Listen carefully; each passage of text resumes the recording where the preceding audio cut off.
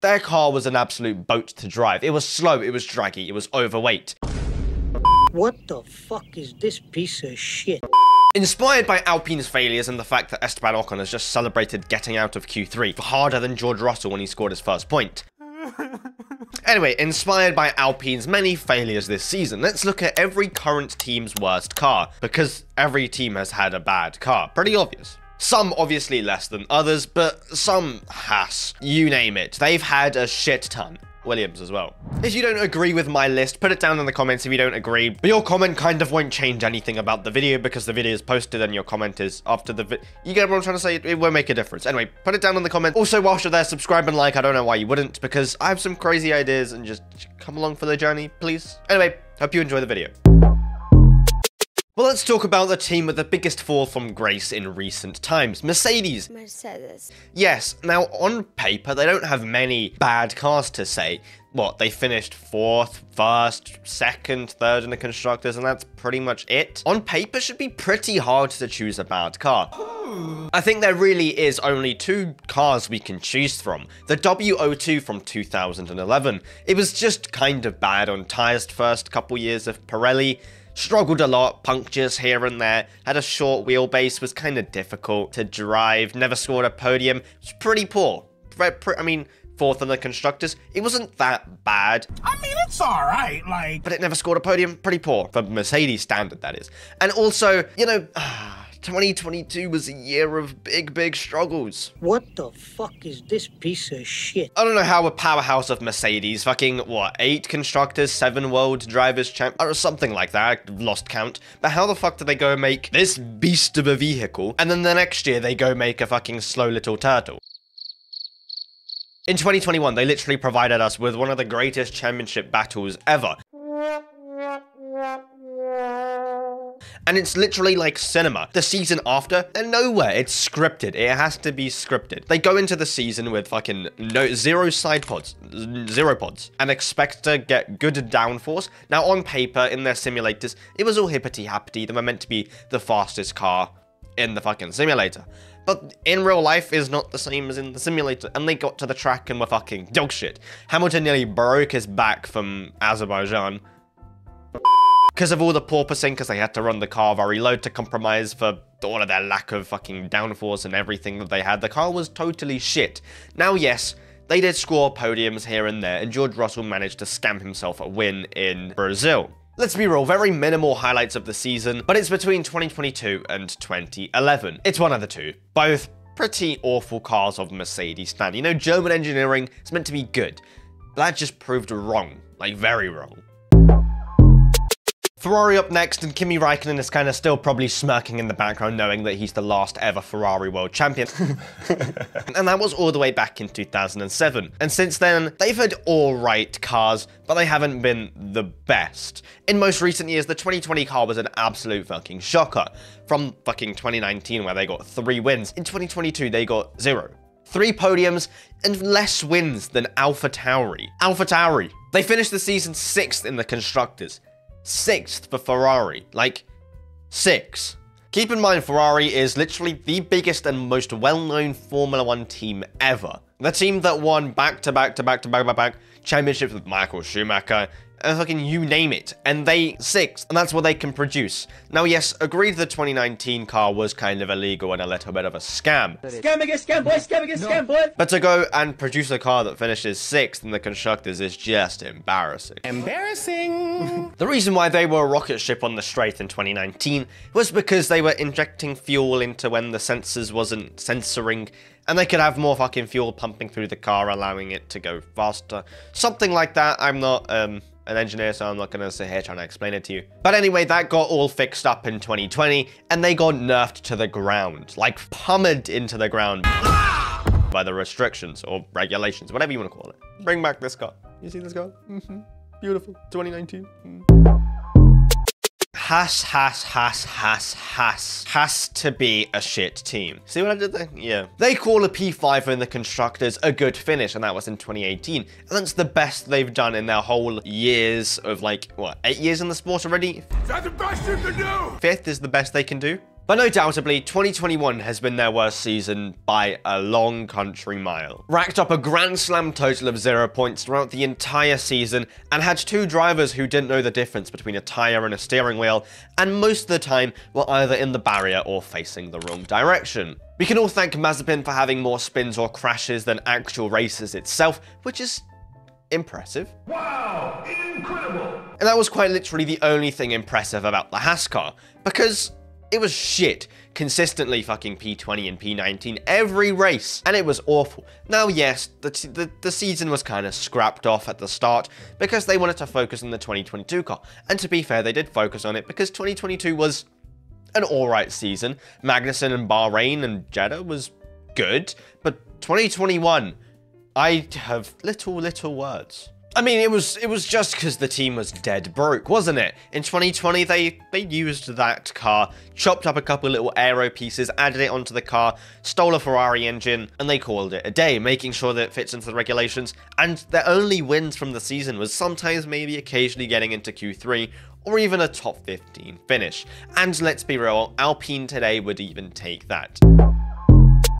Williams up next, and let's be real, also, in recent years, they have been down the drain, which is sad for me to say because Williams are goated. But their 2019 car was absolutely abysmal. Not only was it not ready going into preseason testing, once it hit the track, it was fucking falling apart like an old BMW E46 or E36 whilst it's going drifting. Bolts, nuts, everything falling off. It was a disaster. The engineers' big mega mind brains, well, they put together some good upgrades, you know, suspension, clever wing mirrors, but that was banned because it's FIA and they ban weird things. You're banned! So I guess, or it was illegal, whatever, you know, that kind of failed. And the team was just shit, consistently like seconds a lap slower than everyone, and the gap was humongous. George Russell more often than not faster than his teammate Kubica, but, you know, Kubica being Kubica, driving with one hand still manages to score more points than Russell. Kinda lucky, let's be real. Yet again, it was also 10th in the Constructors, just like Haas, so I guess they share a common trait in liking being last, but it scored 1 point, which is a whole 1 point more than Haas. Let's go, Williams, you're better than Haas. McLaren, for the first time ever in, well, a long time, they've had a good start to a season, like a very good start to a season. But that also happened in 1979. They scored P3, and why are you telling me that McLaren scored P3 in 1979? Well, because their car was dreadful. It crashed in the wind tunnel test before it even got to the track. So maybe that was a warning sign. Maybe. Just maybe. But I guess the car was good in the first race. But then soon after, everybody started to develop in the first year of ground effect, and they slowly slipped down the order, tumbling down, just going down the order. I don't know. It was so bad that they were near last, and midway through the season had to come up with a replacement of a car, a brand new car to introduce into, you know, the second half of the season. And that was also quite poor. Disappointed! The chassis was so thin that it was bending midway through the races. It was going into the races as straight as a pencil. And then after the races, it was looking like a child had just been chewing on it for the last 2 hours, and it's just been absolutely crumbled into pieces. Sauber have never been the greatest of teams in Formula 1, but they're usually in the lower midfield. But 2014 was a different year. Not only did they start developing their car very late, and sign their contract with Ferrari also very late. It didn't really help that Ferrari's engine was also the worst engine on the grid. Their car was an absolute boat to drive. It was slow, it was draggy, it was overweight. No aerodynamics whatsoever, and plus the Ferrari engine was so big and bulky that it, number one, didn't even want to fit into the rear of the car, and their whole aerodynamic package was ruined because of it. They had to adapt to the engine. That's just not what you want to do. Second, slower than everyone else, and they tried to introduce the new upgrade into Monaco, new suspension, but that only just killed the tyres, and that wasn't good to see at all. The only time in the team's history where they finished last, and I guess 2023 they were lucky to not finish last. This year's looking ropey for them, like genuinely ropey. Maybe this might be their worst season. Red Bull really haven't had a bad car since 2006, and that was their second ever year in Formula 1, the first year of Adrian Newey, so surely it should be a good car, but no. The first ever proper Red Bull car, but still a beefed up version of the previous couple years. Fucking crush this way! It was poor. It was very poor. It was kind of good in the slow speed corners, but mid-speed it was very poor. No surprise they scored a podium in Monaco. Kind of surprising their first podium, but yay, they scored a podium. And I guess they learned from their mistakes and became one of the most popular and one of the most bestest ever fastest teams in Formula 1, most decorated. Quite impressive, quite impressive. But that car just was roping and eking with struggles. Today known as Aston Martin, and in 2023 had a very, very good season. This season is kind of, so far. But their worst car ever has to, the evolution of the car. You have Racing Point, Force India, whatever else there was in between. Anyway, their worst ever car was the first ever Force India, and it was genuinely shit. It was just a simple, very minor evolution from the previous 2 seasons, and they weren't good cars at all. They tried to bring in some major upgrades in Silverstone here and there, but they didn't work at all, and I guess, their pace deficit wasn't that large, the front runners, but still, they just couldn't score any points. Their best finish, a 10th, and they were running P4 in Monaco until they got rear-ended by a Ferrari, and that kind of finished their race, so GG unlucky there. GG's, bro! But yet again, their struggles in the first season helped them create and shape a team that was very good in the midfield for a number of years, and now was fighting at the front for potential wins, but that, fell through. And now yet again, they're in the midfield scrapping for decent points. So I guess they learned from their struggles. So yeah, P10 in the Constructors, 0 points, poor season, but unlucky. I'm gonna keep Alpine short and sweet. I could talk about the 77, 78, 79 seasons. They were all very, very shit. But yes, they did score a couple points. But I think we have to talk about 2023. Now, yes, we've only had 2 races and basically a half. But in that time, it's convinced me to say that this year will be Alpine's worst ever season. Ever. Not only have they transfigured into a tractor, Professor McGonagall would be very proud about that. But I guess the whole of France isn't at all, because they want to see good championships. A team that won championships with Alonso. Also, Schumacher has managed to create a shitbox like this. Quite impressive. A team that finished 4th in the Constructors in 2022, 6th in 2023, and now struggling dearly to get out of Q3. Very poor testing.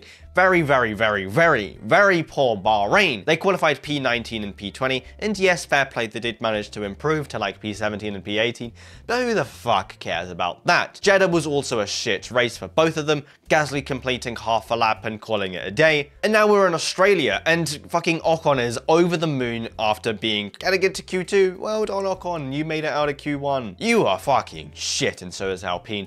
And this year, no words. I have no words for how they've managed to fucking stink up or cook up a car. I don't even know what to say to it. It's just awful. GG Alpine. And finally, let's talk about RB, or more commonly known as AlphaTauri, and if you're fucking old, then we all know it as Toro Rosso. And yes, the first ever Toro Rosso was an absolute shitbox, introduced in 2006, and it was just an absolute copy of the 2005 Red Bull. And that created a controversy which turned into a listen, there's still controversy around the team that they just get gifted parts from Red Bull, but that was meant to be, this year. They were meant to have the RB19, and look where they are now. Daniel Ricciardo struggling in every single session and being shit. But anyway, apparently they had some kind of illegal engine deal, scored 1 point, and that was it. Pretty poor season, only scoring 1 point in the entire season, and that's all I'm gonna say. That's literally all there is to say. Anyway, hope you enjoyed the video. In the comments, let me know what you thought and who is the shittest of all of the shitters. Let me know down in the comments, and watch the subscribe and like, I don't know why you wouldn't. Anyway, I really hope you enjoyed the video, and peace.